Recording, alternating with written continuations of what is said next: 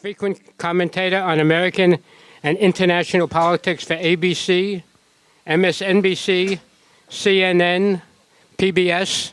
Somehow I didn't see CBS, is that right? Her articles have appeared in the Washington Post, the LA Times, the New York Times, Foreign Policy, the Boston Globe. She writes a weekly web column for the Washington Post. A blog appears at thenation.com. And yes, years back, there she was on the Colbert Report and the Daily Show with Jon Stewart.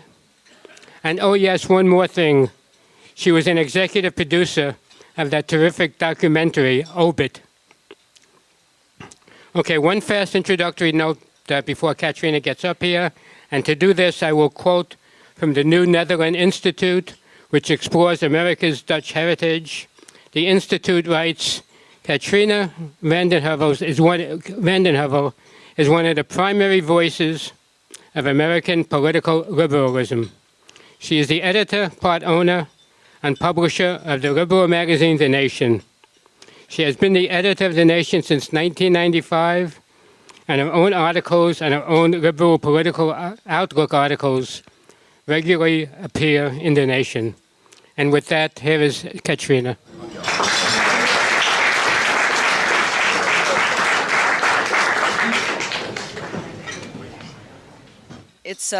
Thank you, Bernie. It's terrific to be here, and thank you, Mike, for inviting me. I was just saying can you hear me? I was just saying that it's wonderful to be in a group like this because at least I sit in front of my computer too long every day, and I think it's important to get offline and have these few hours where you're sitting with colleagues and talking and enjoying each other's company and learning. So it's an honor to be among you. I know that I follow in the footsteps of many very interesting other people who've been here, including someone I hired about a decade ago when he was all of 28 years old to be our Washington editor, Chris Hayes. Chris Hayes. They said, whoa, he's so young. I said, he's great. And I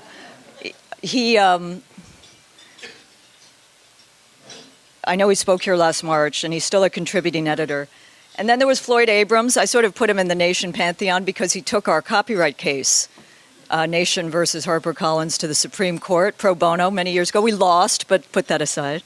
And I'm very proud to be here with my father, who gives me inspiration, who keeps me on my toes.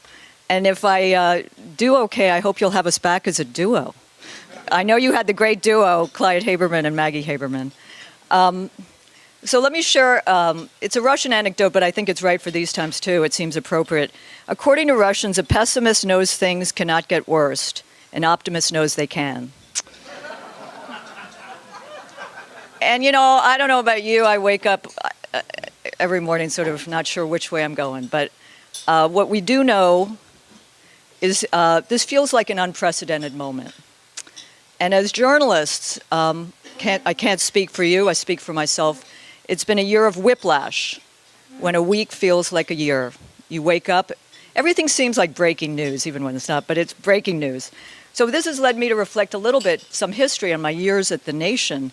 I started as an intern at the outset of the Reagan years. My more than 2 decades as editor have coincided with other turbulent times, because we know there have been other turbulent times in our history. Clinton impeachment, the Supreme Court selection of George W. to be president in 2000, September 11th, the invasion of Iraq, the revelations of torture at Abu Ghraib. There was Hurricane Katrina. There were 3 wars, America's worst financial crisis since the Great Depression, and now the Trump presidency and the many risks it poses. So yes, I think everyone in this room has lived through stormy days, but yet today feels different. And so in these manic times, when, as Michael Wolff details in his book, we are led by, quote, a figure of sputtering and dangerous insecurities in a White House of chaos and dysfunction, I can't help but feel that the mission of this society to promote journalistic integrity, to seek the truth, has never been more urgent. So let me talk just a little bit today about that urgency, about the moment, the fight we're in, and why the work of our free and independent press is more vital than ever. And then I know Mike will play Phil Donahue and take a mic through the crowd and open it up to conversation. So we speak of this moment in American democracy, this post-truth era, as unprecedented. And in many ways it is, but we all know that our country has seen strange, dark times before. History matters. History matters. At The Nation, we know them all too well. The post-truth era didn't begin with Trump, and our magazine's fight against modern know-nothingism, which was the title, I think, of Paul Krugman's column yesterday, because Trump follows in a tradition of know-nothingism. Didn't begin yesterday either. There were remarkable editors at The Nation. There was a woman named Frida Kirschway, first woman editor, great feminist. Carrie McWilliams. They helped shape the magazine into a determined foe of McCarthyism. In 1964, it was a former Nation editor, Senator Ernest Gruening, who was one of only 2 senators to vote against the spurious Gulf of Tonkin resolution. I was speaking earlier, Tony Guida, we were talking, Martin Luther King was our civil rights correspondent for 6 years, from 1961 to 66. He came out against the Vietnam War at a Nation event 2 months before his famous Riverside Church speech. And I went back when we marked our 150th anniversary, and I was reminded of the Nation's role, and I say this with humility. The New York Times and the Washington Post ran editorials really criticizing King for coming out against the war and for undermining his cause. And they were so vicious that it reminds one that you do need a place that respects history. And then I want to just say someone who continues to inspire me, my great predecessor, Victor Navasky, who is a great editor, and he battled for truth in the Reagan years and beyond.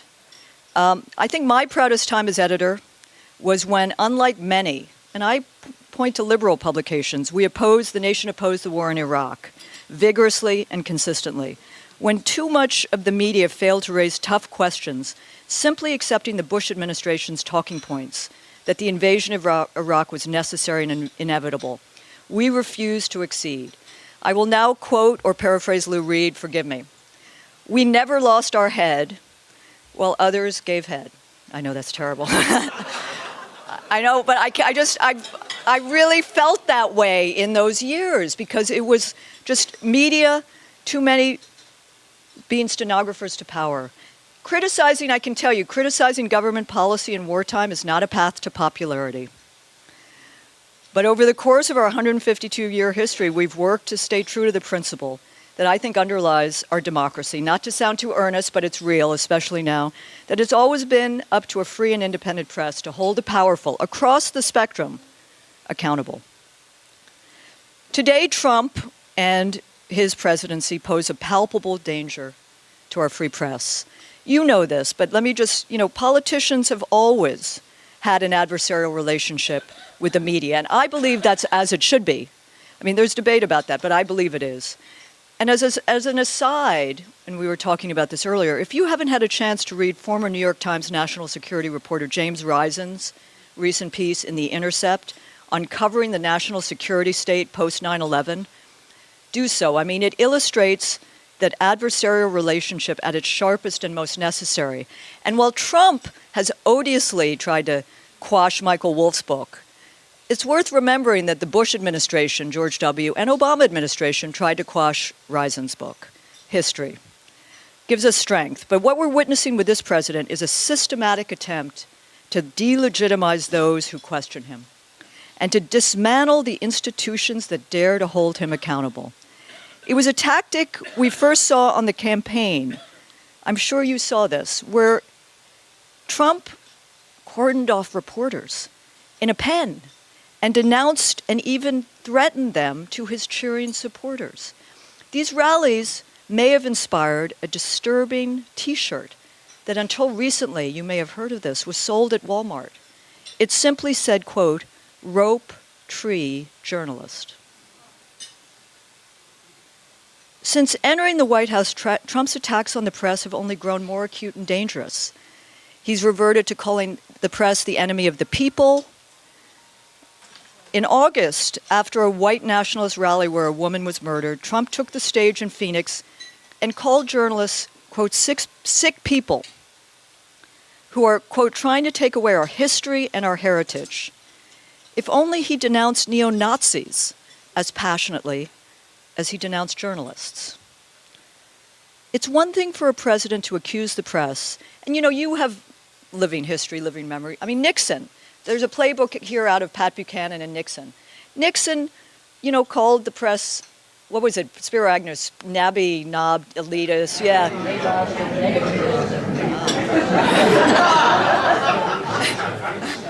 We got to get that on video. The callback, the Spiro Agnew history, call and chant. Elitist, pointy-headed elitist, liberal bias. We've seen this through time, Joe McCarthy, Nixon. But it seems to me different and very dangerous for a president to suggest that journalists erase history, are to blame for racial tension, and are unpatriotic. This isn't just wrong, it's contributing to the worst atmosphere for journalism that many of us have seen in our lifetimes. So even as Trump is trying to demonize the media, he's also trying to delegitimize it by repeatedly calling legitimate news fake news. We were talking about it at lunch. Now, fake news, in the sense of stories that spread misinformation, has been around for a time.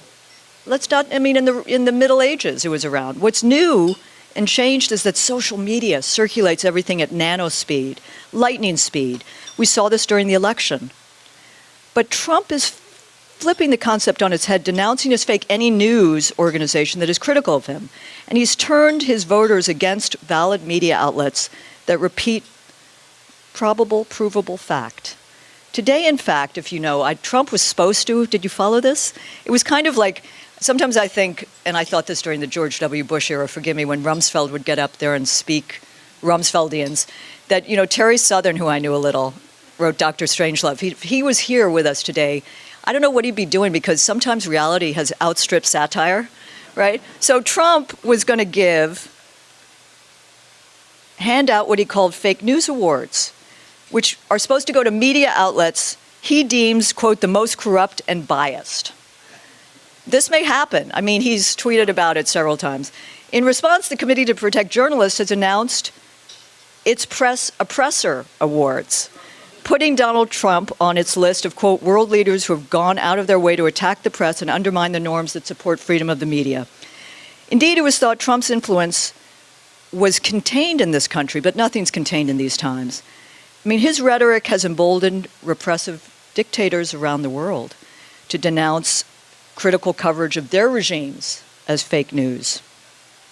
And even some democratic countries, including France and Brazil, are pursuing plans to censor what they deem to be fake news, which is a troubling slippery slope. It could allow governments to suppress opposing political views. As the nation's own Eric Altman has doggedly reported on for more than a decade, the right wing has long made a concerted effort to undermine real news.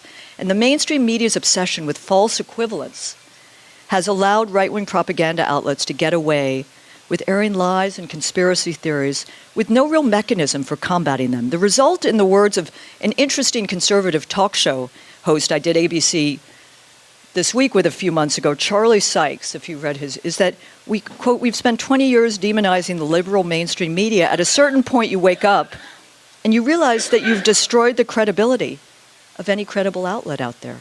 So these are moments. Now let me just step back and say Trump's war on the media, which we focus on, has another part which I think is important to lift up. There are the verbal attacks, but there's also, following in Steve Bannon's footsteps, there's dismantling the administrative state. And how are they doing that? Under Trump's presidency, the FCC, Federal Communications Commission, has eliminated net neutrality, erasing the most basic protections on a free and fair internet, rigging the road, the rules, access, leading to an internet controlled by a handful of powerful corporations, sabotaging an internet, which in our age of profound inequality is one of the few equalizers we have. And in another quieter ruling, I'm sure some of you have followed this, the rollback of media cross-ownership. This is something we've covered for years. We did story after story on Murdoch and how he really co-opted the FCC at a different time and beat back the media cross-ownership. But they kind of rebounded, and now they are being rolled back. It was a rule that was designed to prevent any one individual or company from accumulating too much control, in this case over local coverage. This is a boon to the Trump-supporting Sinclair Broadcast Group, which hopes to merge with Tribune Media and extend its already massive reach in local media markets. This is where a lot of people still get their news. Now, all of this is, happening at a time when wealth, we were talking earlier about inequality, is increasingly concentrated.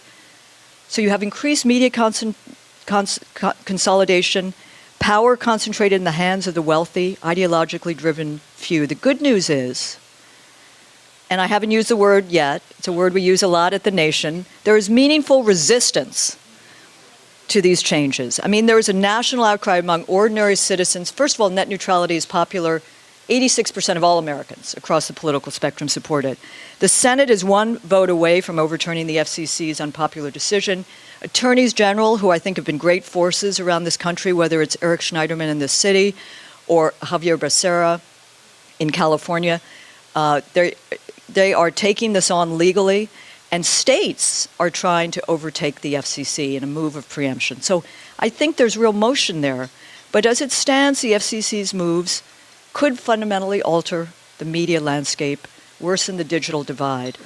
It will certainly boost the profits of huge corporations at the expense of ordinary consumers, and any policy that allows internet providers to cut off controversial content might conflict with their politics or harm their profits is a threat to our most basic liberties. Some of the protests, I'll talk a little bit in a minute about the Women's March this coming weekend.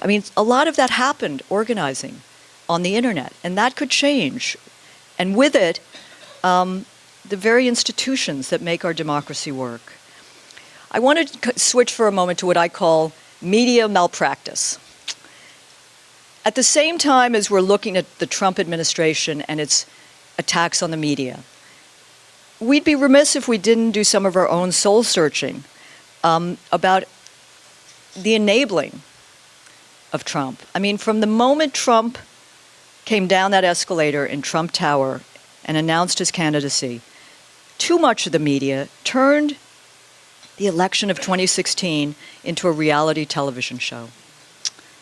The result was stunningly lopsided coverage that gave Trump over $2 billion of free media coverage at the expense of every other candidate. I remember one night CNN had an empty podium, they covered this empty podium for an hour or so. Trump finally got up there to hawk his steaks, and they stuck with it.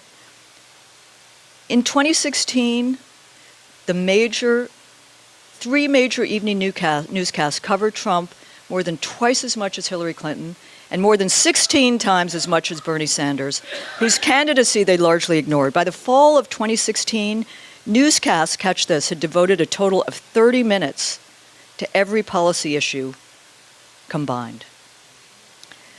The coverage of Clinton was overwhelmingly focused on the controversy of her emails, while Trump's was more focused on the few policy positions he claimed to have, rather than his treatment of women, his refusal to release his tax returns, or any number of the actual scandals. And there was no secret to corporate media's real interest in this. Do you remember CBS head Les Moonves? There may be a reason I haven't done CBS. Admitted, quote, "It may not be good for America, but it's damn good for CBS."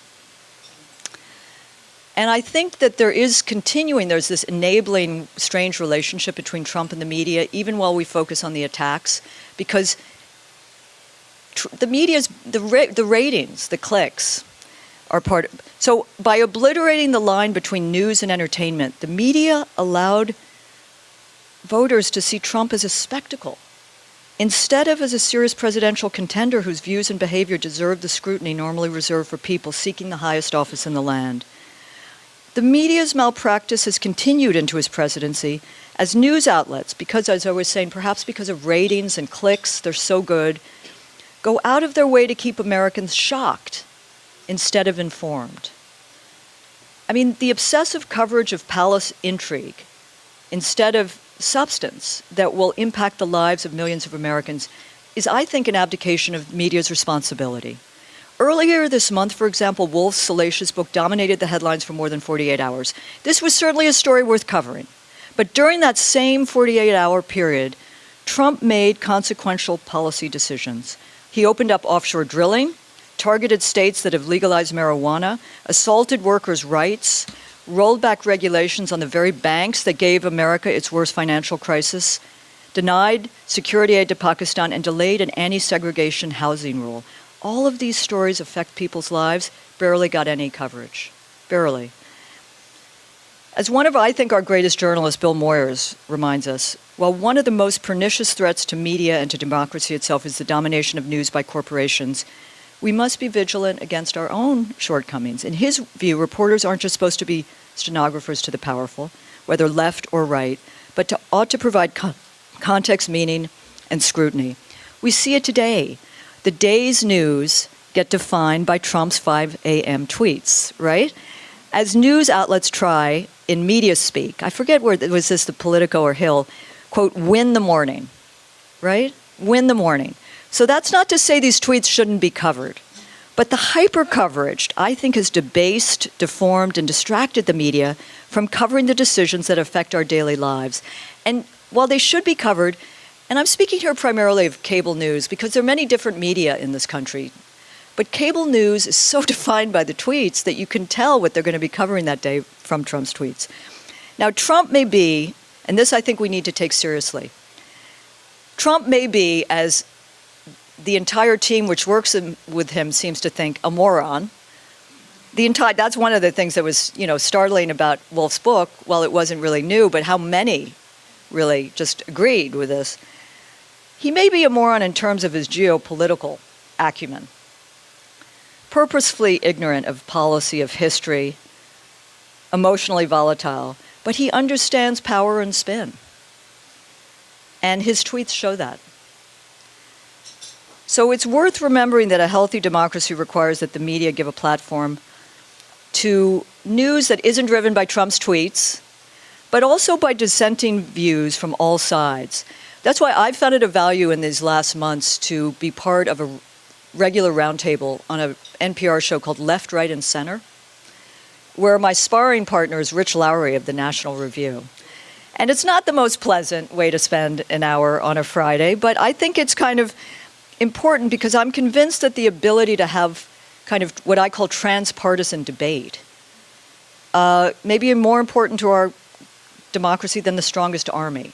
And we're losing that in many ways because we've become siloed. I also believe that even on the same side of the spectrum, it's important to make room for opposing views. Let me just tell you, I've been out of sync, out of line with many of my colleagues and political allies on the issue of Russiagate. In fact, to the point where there's been like a war inside the nation with leaks to the Washington Post, scandal, intrigue. But, the Russiagate defined by the fervent belief that Russian President Putin orchestrated an attack on our democracy by hacking our election in favor of Trump. So while any possible obstruction of justice, money laundering, or collusion should be thoroughly investigated, I see Bannon, I think, has been subpoenaed by Mueller, and that'll proceed. I see a danger in the way so much of our media, and here again I'm talking mostly about 24-hour cable channels, stay so hyper-focused on Russiagate to the exclusion of almost all else, including the many other dangerous policies of the Trump administration, which I talked about before. I mean, I've been struck, for example, by how cable news devotes hours to minutiae related to Russiagate, but comparatively less time and energy on the Republican-passed tax bill.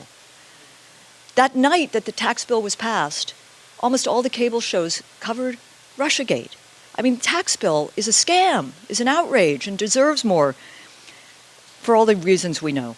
And we need more aggressive reporting on Trump's plutocracy on steroids agenda, his assault on the very people he courted in the campaign, what he's doing to his very supporters, or the gutting of voting rights, the deregulation of the economy. Now, to be clear, I need to quickly say, because it's the nature of sort of the toxicity of our times, that I don't have a brief for Putin.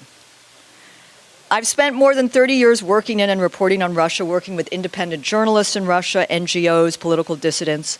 But again, this kind of vilification of those who seek debate on the issue, who worry about contributing to a new Cold War, which is lousy for America, is something that I think we need to look hard at. As there's a very interesting writer named Jackson Lears who had an essay recently, and he wrote of this new Russiagate orthodoxy. He said, in its capacity to exclude dissent, it is like no other formation of mass opinion in my adult life, though it recalls a few dim childhood memories of anti-communist hysteria during the early 50s. So I would simply say briefly, it's simply basic realism, it's not a radical proposition, that we need a working relationship with Russia to address nuclear proliferation, resolve the crisis in Syria, for example. Escalating tensions will contribute to fattening what I call the war parties, or the defense budget, and make a progressive agenda, which I care deeply about, very tough to make happen. And by the way, if we needed any reminder that it is reckless and dangerous to constantly ratchet up tensions between nuclear-armed countries, I submit Hawaii. I mean, the alert this past weekend, and then there was another one, Japan. So accidental error, misperceptions, nukes on hair trigger alert, this is a disaster. One final example. I find him a very interesting journalist, Glenn Greenwald, at The Intercept. If you follow him at The Intercept or his tweets, you'll see how he has really shown that there is a trend to move quickly on these Russiagate stories, breathlessly. CNN reported incorrectly that WikiLeaks had offered the Trump campaign special access to the hacked DNC emails before they were published on the internet. No, it was after they were leaked and made public. ABC, Brian Ross was suspended after he incorrectly reported that Trump had ordered Michael Flynn to contact Russian officials during the campaign. It was during the transition. So all of this is kind of a form of recklessness that I would call confirmation bias or groupthink. And I want to just end on that front by saying there's a very American tradition of a debate, and I don't think I've ever seen the media in such lockdown on this issue. In the eve of the war going to Iraq, there was a debate, but there is no debate in our media today on these fronts. The related danger of the fixation on Russia is that it allows the Democrats, a party which I want to see come back to power in cities and states and in Congress and in the Senate, to blame a foreign source for its loss, instead of being forced to reckon with the deeper problems this country faces. If Russia did it, you're off the hook, but it's much tougher to look at the uniquely American pathologies and problems which we confront. I mean, I think that far more dangerous to democratic elections than Russian meddling, which probably happened, and we've done it too, is making voting more difficult for the young, for minorities, for working people. I think the stranglehold of big, dark money on our system, these are the issues which we need to really laser-like focus on. So, while it's important to challenge the conventional wisdom, we've been doing that for a long time at the Nation, I also think it's very important to foster debate, not police it, to push beyond the downsized politics of excluded alternatives, and to never vilify those advocating an alternative position. As I said, in the run-up to the war in Iraq, it was not popular to take a stance as we did. So let me just end by saying, I think we need a journalism that explores what's happening across this country. Sure, cover the Beltway, but change ain't coming from inside Congress or this White House for now. The fight for justice, for political change, is happening on all fronts in communities across this country. It's even happening, and Bernie, and I was talking to Ira about this, it's even coming in sports. This gives me an opportunity to say how proud I am that I am the first Nation editor to have hired a sports editor, sports writer, Dave Zirin, who, was covering Colin Kaepernick 2 years ago. But today we see the heirs of Muhammad Ali, led by Colin Kaepernick, who took a knee on the field to protest police brutality and launched a movement.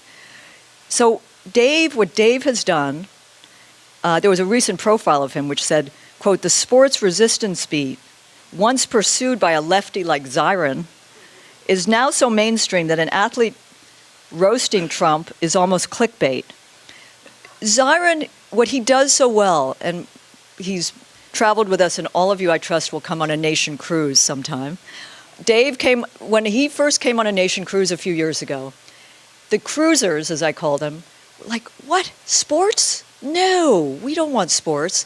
By the time the cruise was over, they wouldn't let go of him. Because he speaks to the intersection of race, class, gender, and does it in a way that has appealed to a younger generation, and it opens up conversations and brings people to a politics they might not otherwise have had. So, amid the grim news, optimist, pessimist, I do see a national awakening. I'm not rosy-eyed about it. I think we need to be realistic and sober, but there are insurgencies stirring around the country. I mean, we've seen citizens at town hall meetings raking over their representatives on health care, activism sprouting up like mushrooms after a rain shower, young people mobilized in ways we haven't seen in decades, cities, states leading change, minimum wage, paid sick leave, criminal justice reforms, climate change, while movements like Indivisible, the climate group 350.org, Black Lives Matter, groups like People's Action, Our Revolution, Working Families Party, increasingly connecting to and opening up electoral politics to new voices. New people are running. The power centers may be occupied by some bad actors, but there are countless ordinary citizens who are doing the hard work of trying to reclaim their country. This coming weekend will be almost a year since the Women's March. It took the country and the world by storm the day after Trump's inauguration. I will tell you, I confess, I didn't think it would be the largest political protest in U.S. history, but it was. And what really moved me, because I value protest demonstrations, but you also want them to have an impact beyond that day. And what's so exciting is that more than 20,000 women are running toward running for office. And this year, there's going to be counterpart voter registration going on with the marches, which I take great heart from. But I think it's exciting to see people who might never have thought of running decide they're going to jump in, because that's the beginning. It is a generational struggle. My father and I talk a lot about the courts. The courts are a generational struggle to take back.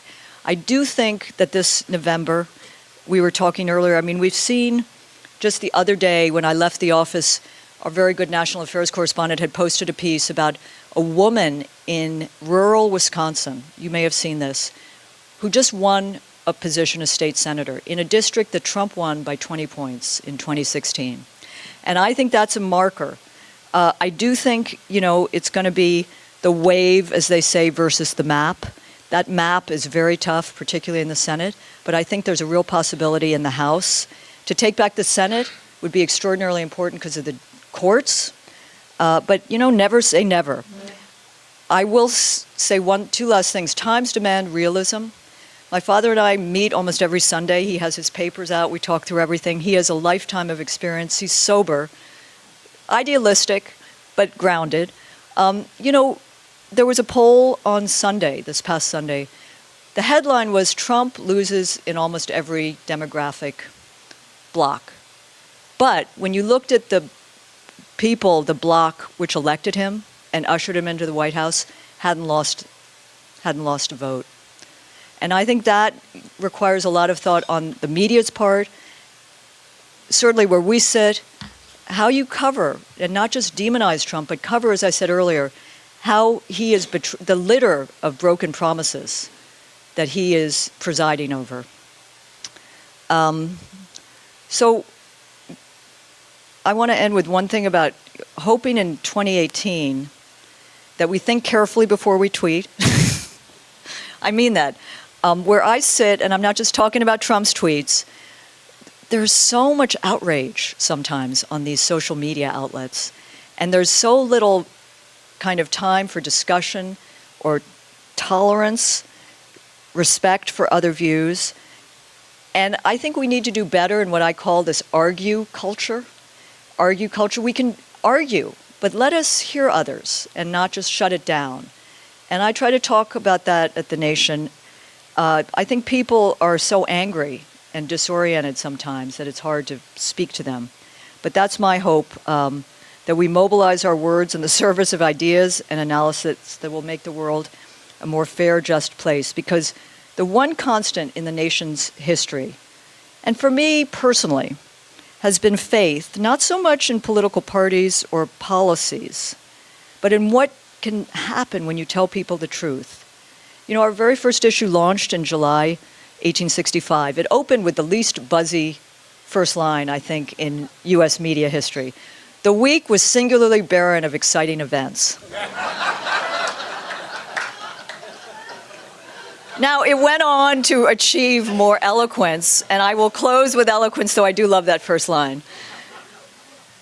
The quote, "The conflict of the ages, the great strife between the few and the many, between privilege and equality, between law and power, between opinion and the sword." That is the ongoing struggle. And I say, as long as the nation is around, as long as we have an independent press committed to telling the truth, that fight will go on. Thank you.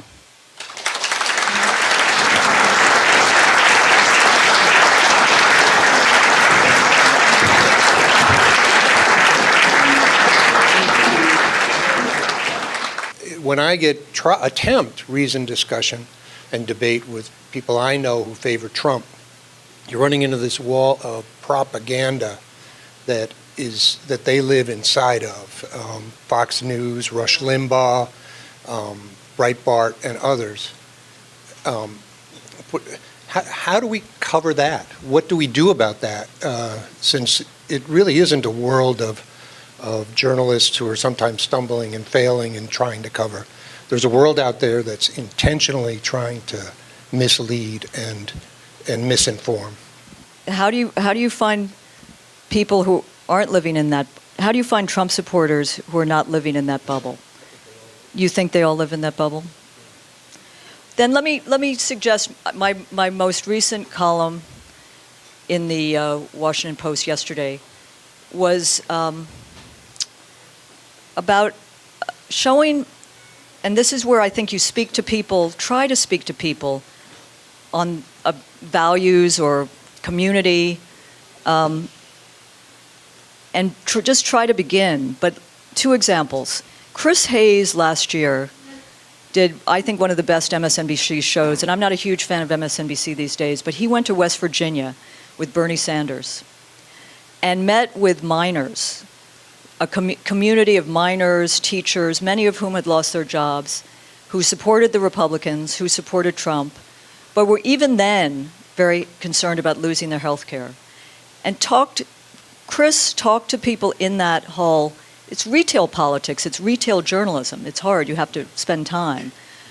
But with Bernie Sanders, they actually got people to say, wait a minute, Mitch McConnell is betraying me in supporting this Pension Reform Act, which is going to make my work even dirtier.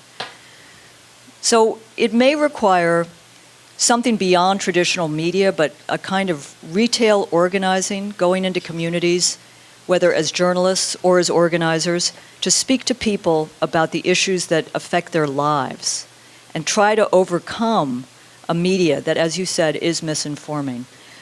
My column I wrote yesterday was about, it showed that during the 2016 campaign, Trump, who's broken every promise, but spoke about a different kind of engagement with the world, won in counties where families had lost children to war or people had been wounded.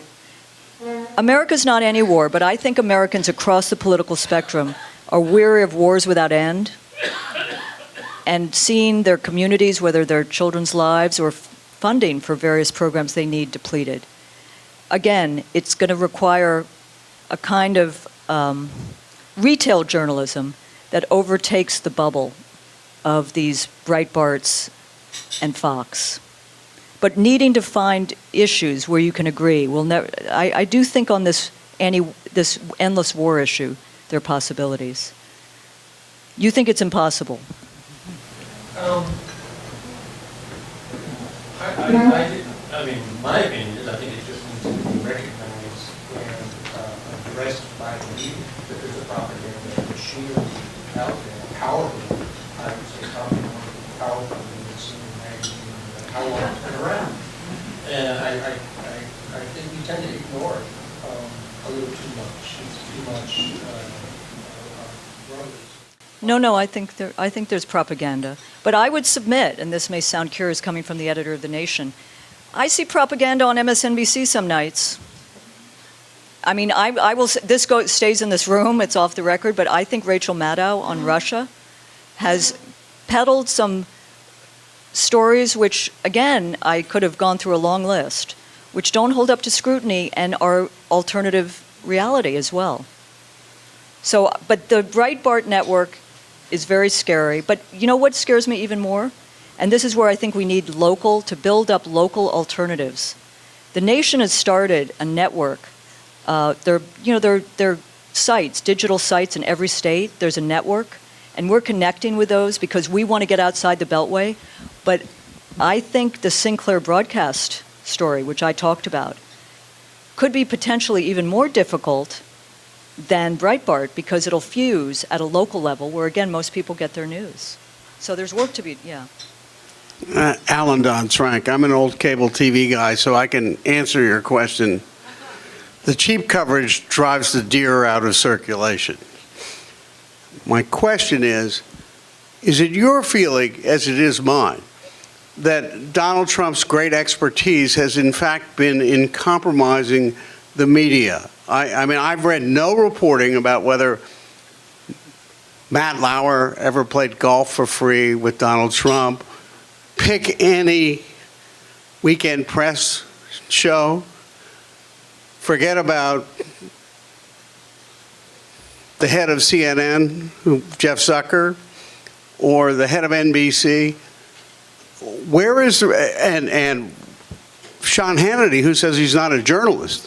What is his financial relationship with Donald Trump, or Bill O'Reilly? It's a good question, but I wouldn't hyper-personalize it because I think as I tried to speak to the corporate interests of these media entities play a bigger role. I mean, they have regulations, they have business in Washington, they have business before these agencies. Well, but I mean, it's more about Fox and less about Hannity in a way.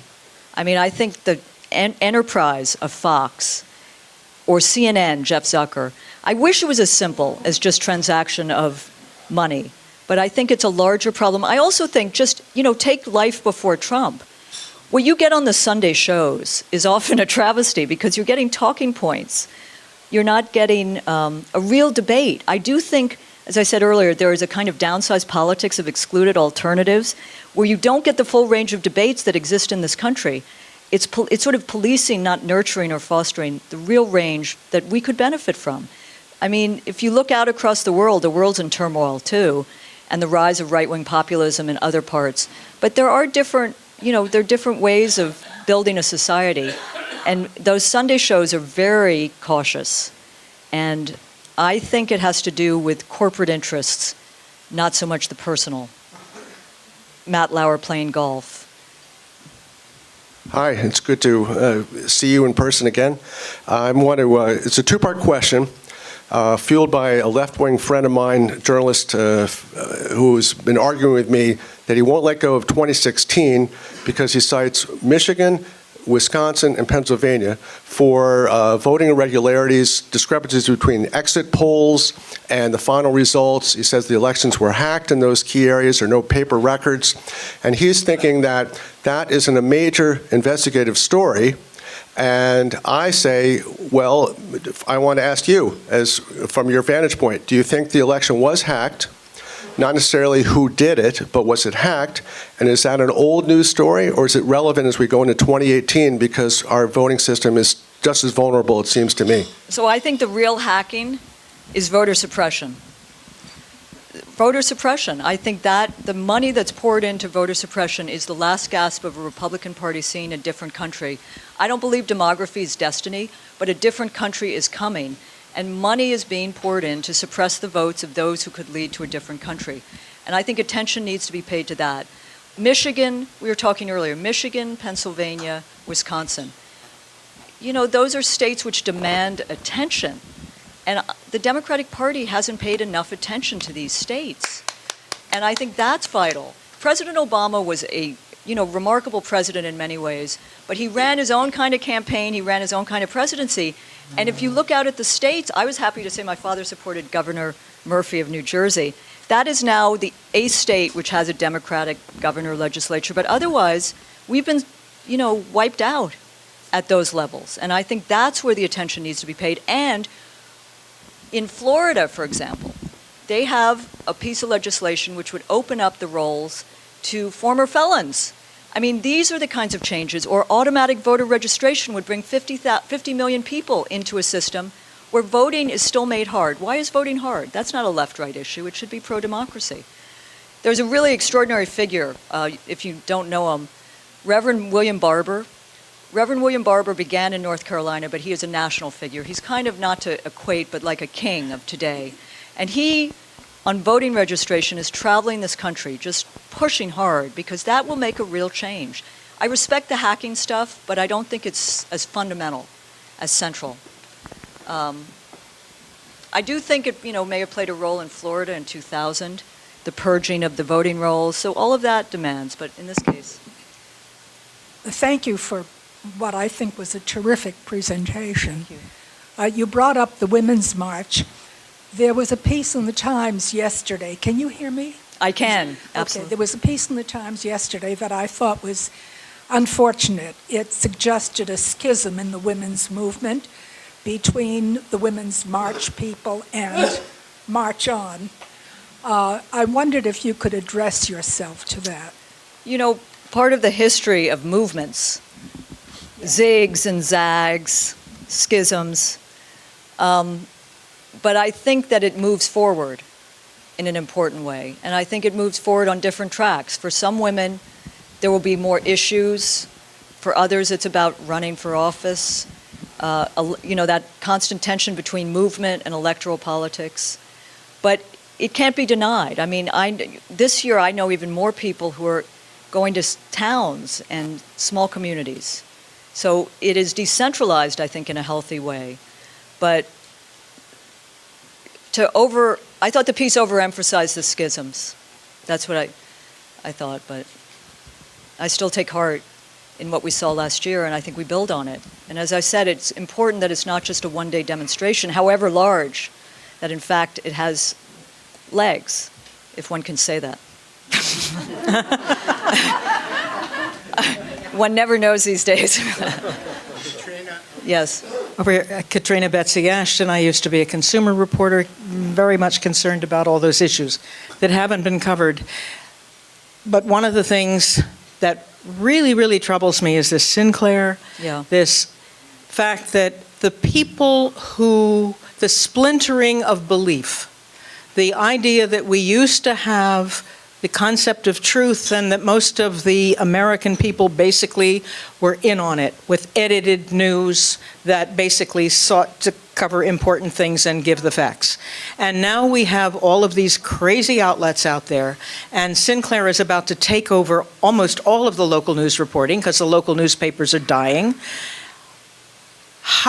What is your formula? And you did mention something a little bit earlier about people going out and going into the communities and talking to the people in the coal mines about what they do or do not have. But short of that, how do we get people back to pay attention?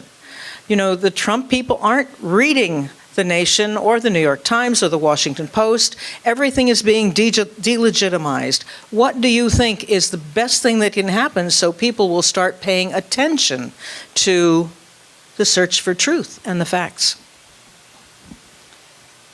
Well, I think we need to find, and this is, the net neutrality issue is not an abstract one. I think that there's the ability to use the internet to build new modes of media communication.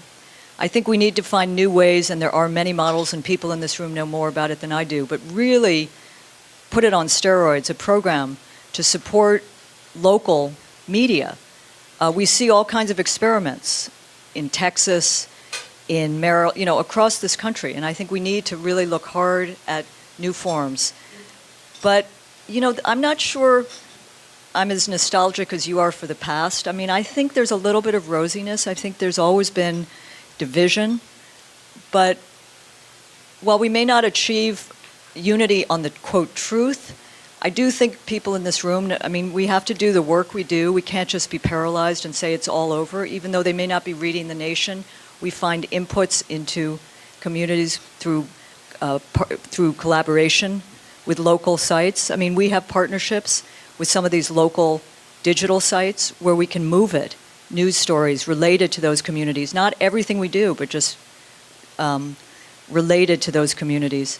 But I don't think there's a silver bullet. I think we're at a turning point. I mean, the old order is disappearing, the new one is not yet born.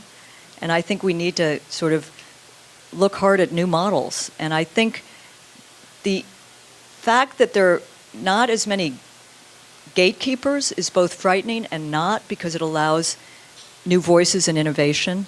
Sitting politically, I think the Bernie Sanders campaign might have been quashed if there had been a stronger kind of media apparatus, that the gatekeepers weren't as dominant as they once were, and younger people are getting their news in different ways. Now, these younger people are Bernie Sanders people, but there was crossover.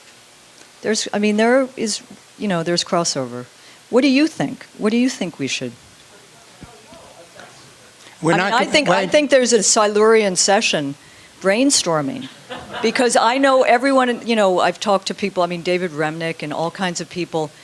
You continue to do the work you do and be as, responsible, fearless, accountability.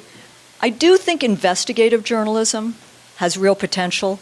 I mean, we did a series on private prisons for profit, and it was the end of the Obama years, but it led the Department of Justice to shut down the federal private prisons.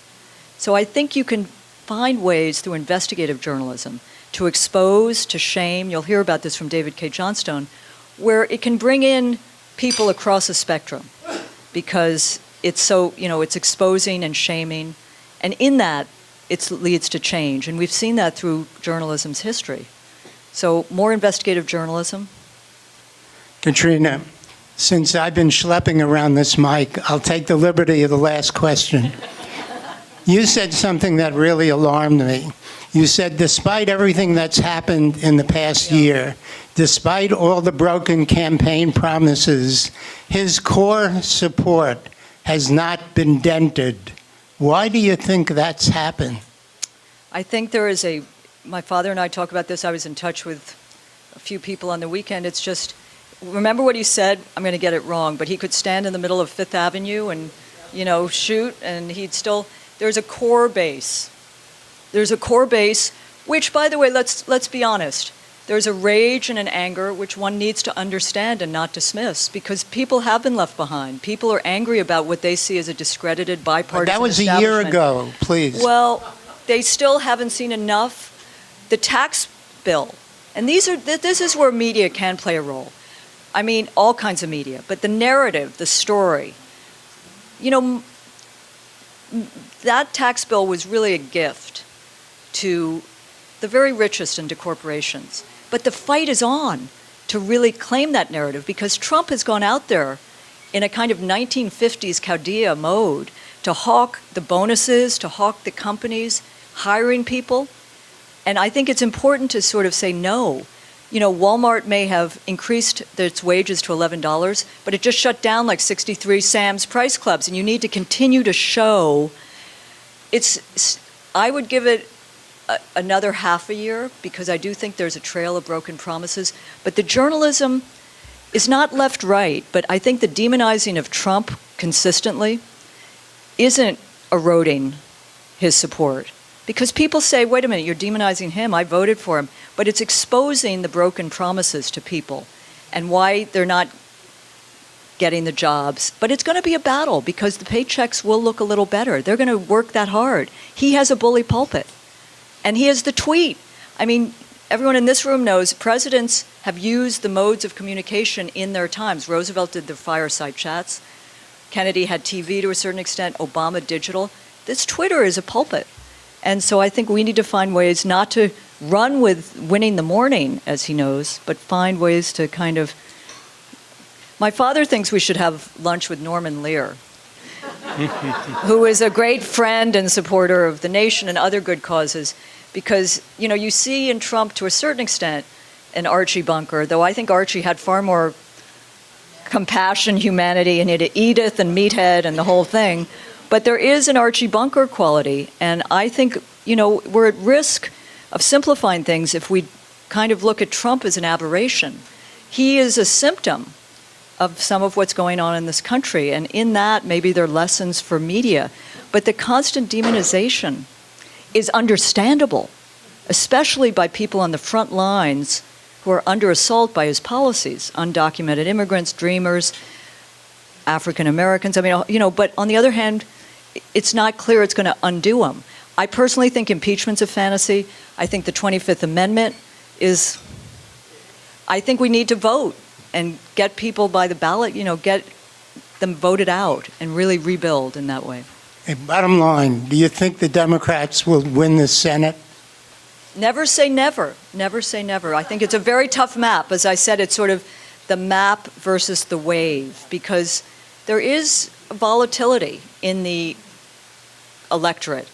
But don't get me going on the really unsexy stuff of gerrymandering and, you know, all of that, because the map is ugly, and one has to respect the reality and fight it and change it. But anyway. Okay, on that note, we say thank you. Thank you.